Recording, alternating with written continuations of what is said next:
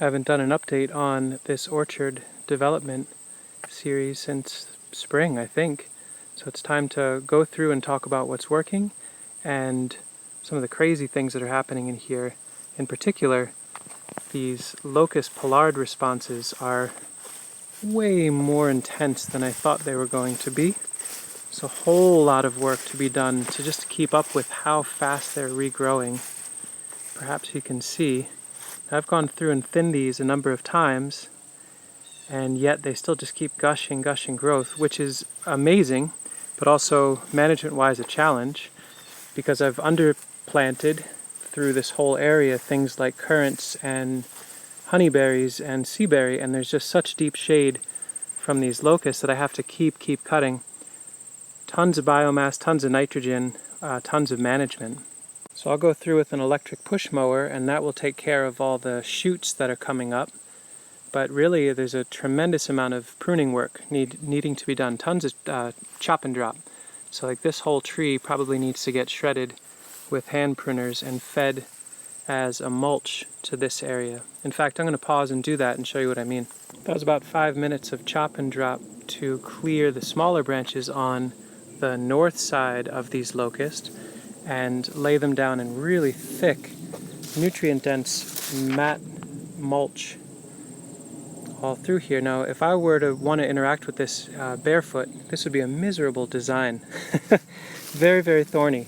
But I think they're going to rot down beautifully. You can see now the honeyberry in here have a little bit more light. The seaberry, which is critical that it gets more light, is now getting that. I don't see them suffering too much, but they definitely could use more light than they're getting. Got to go through and do some hand weeding and even cut out these locust suckers. So pretty amazing amount of nutrient and material and mulch and fertility liberation to be had here. Definitely don't need to be importing mulch this first season, but if I don't come through and chop and drop at least probably 2 more times this first season, the young small plants that are underplanted to these locusts will absolutely perish in the shade. Wasn't expecting such an intense amount of biomass generating. This is all this year's growth. Some 12 plus feet shoots, over 2 inches in diameter in a lot of places. For example, I got to clean this one up a little bit, but there's this year's growth. And so if I go through and clean this stem off, clean this one up, I can get 1, 2, 3 shoots for the future. But it may end up being that by the fall I realize I actually need to shred these locusts entirely and feed them to the future succession that I've designed in.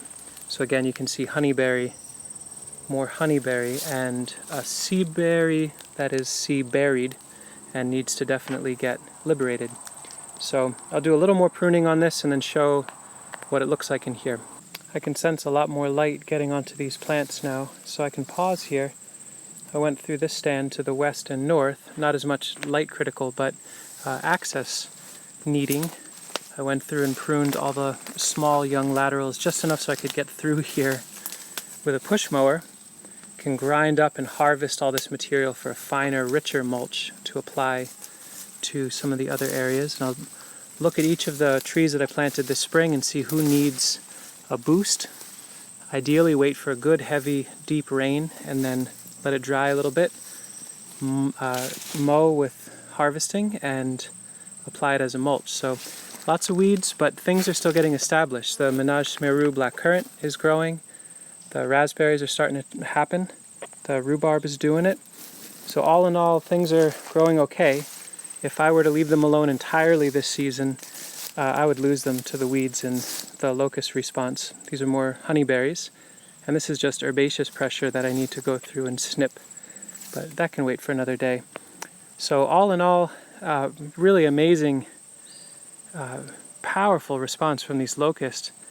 And learning a deep lesson about how much management is involved if I'm going to use locusts and put them into a pollard in order to push succession with tree crops in that stand. So high value information for me, and pretty stunning that I'm going to be able to get all the nutrient and mulch that I need for this whole project just from these trees, so long as I keep up with it.